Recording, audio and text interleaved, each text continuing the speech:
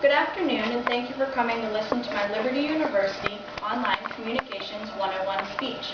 I've been asked to talk to you today about a future career that I might be interested in and how it can promote God's values. Did you know that children in non-maternal care or daycare is strongly linked to their social behavioral development, according to FamilyFacts.org? This is relevant to everyone because the need for childcare jobs is going to increase 20% by the year 2020. That's higher than total of all occupations found in the Occupational Outlook Handbook.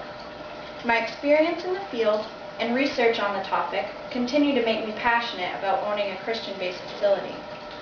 Let's have an overview of the speech. We will talk about the description of the job, training required, and qualities needed.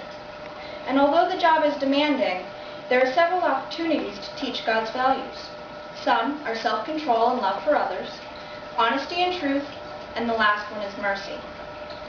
First, the aspects of child care facilities. Duties might include supervising the children, making their meals, teaching them basic hygiene, and also watching for emotional developmental delays and reporting back to their parents. Training required. Many facilities don't require any training. The larger ones, however, might require a Child Development Associate Certificate or just CPR and First Aid.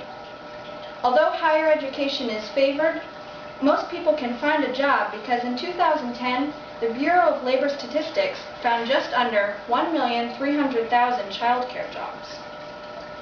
Now, the qualities needed. First, you need communication skills because you need to talk to parents and coworkers every single day.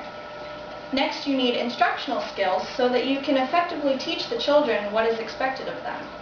And in my experience, the most common needed one is patience, because you need to respond calmly to the everyday stress. This job interests me because although maternal care is preferred, positive effects happen when the child has better care. Let's go on to the values. Self-control and love for others. This is a major stumbling block for young kids. Janet Jacob Erickson researched for 30 years, specializing in maternal and child well-being. She found that children are less cooperative and have higher aggression levels when they're attending daycare. The provider would begin to promote this value by first observing them. Next, they would interfere when conflicts happen and praise when they see control and love. The next one is honesty and truth. In my experience, children begin to lie when they learn about consequences and that words influence things. This is typically between 2 and 2.5 years old. Everybody's born with a sinful nature, and so they want to blame people instead of get in trouble. Caregivers must again first observe in order to know what the truth is. This leads us to our last value, mercy.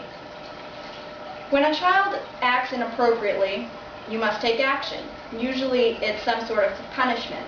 However, it's a great opportunity to teach God's mercy. Ephesians 2:4 says that God is full of mercy, and only because of this we are saved. Let's recap. We learned about the aspects by discussing what the job entails, training required, and the qualities needed. Then we focused on God's values of self-control and love for others, honesty and truth, and then mercy. Let me leave you with this.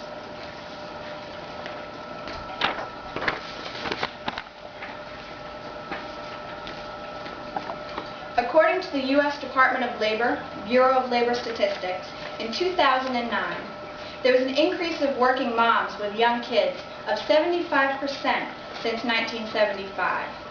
With this increase, it is comforting that we can promote God's values in child care facilities. Thank you for listening to my speech.